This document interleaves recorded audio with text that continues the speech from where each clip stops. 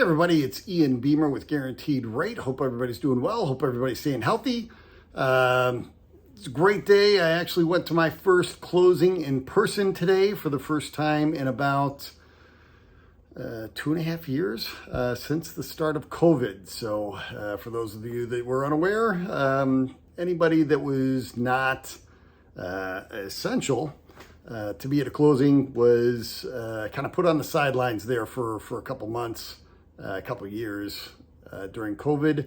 It was primarily just the buyer's attorney, the closer for the title company, sometimes the seller's attorney, and really that was it. So title companies are starting to open up a little bit and welcome us back. It was great to be there in person, just kind of explain, answer questions, help my clients understand kind of what they're signing a little bit. And you know, just like I've said before, I just want to be the throat to grab. You know, should you have any questions, should you have any issues, you need anything at all, I'm there in the chair next to you. Just making sure that everything at the closing was exactly what you and I agreed to when we started this process. So it was a great feeling. I was glad to be back in action, meet live people, feel like a professional again. It was great. So nonetheless, today I want to talk to you about the differences between city living, kind of urban living, and suburban living. I'm not going to get into too much rural lending or living. You know, obviously that's just a further extreme, but for the most part, differences between suburban living and urban living. So I would say the biggest difference between living in the city and living in the suburbs would be price per square foot.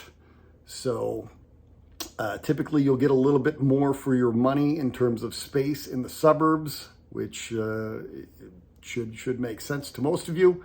If you're living in the city, chances are you quite possibly could be living in a condo, especially, you know, in a environment like Chicago, in the suburbs of Chicago. You know, if you're living in the Loop, there really are no single family homes. So it's got to be condo living, apartment living, or nothing. So as you get towards the outskirts of Chicago, there are single family homes. You know, even some of the neighborhoods around Wrigley Field, Lincoln Park, Wicker Park, the southern neighborhoods, they start to get some single family homes, South Loop.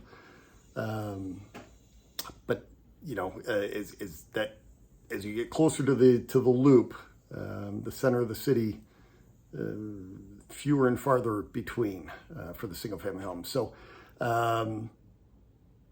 space again. If you need more space, you've got a limited budget. You got to go farther out. Living in the city, typically there's more to do. Sports stadiums, Navy Pier,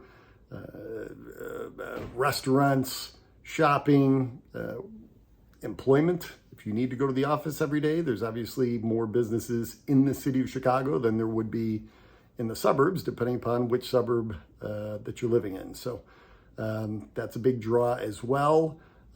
Theaters, live theaters, concerts, things like that.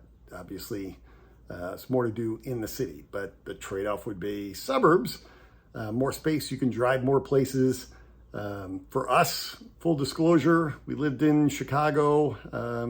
I lived in Chicago since I was in college. Graduated from DePaul here in Chicago, and then all the way until about 8 years ago, we moved back out to the suburbs. So.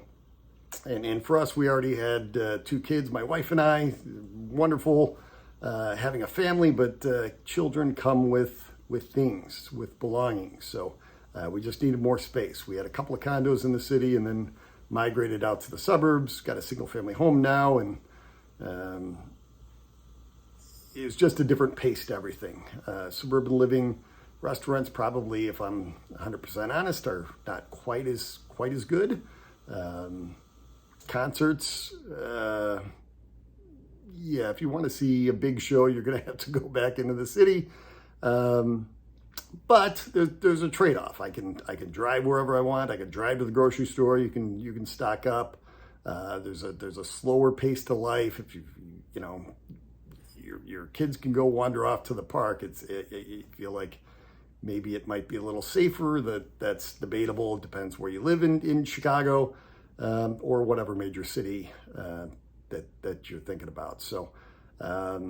That's my 2 cents. Those are my thoughts on it. Let me know what you guys think. Let me know what you see as the biggest differences between suburban living and urban living.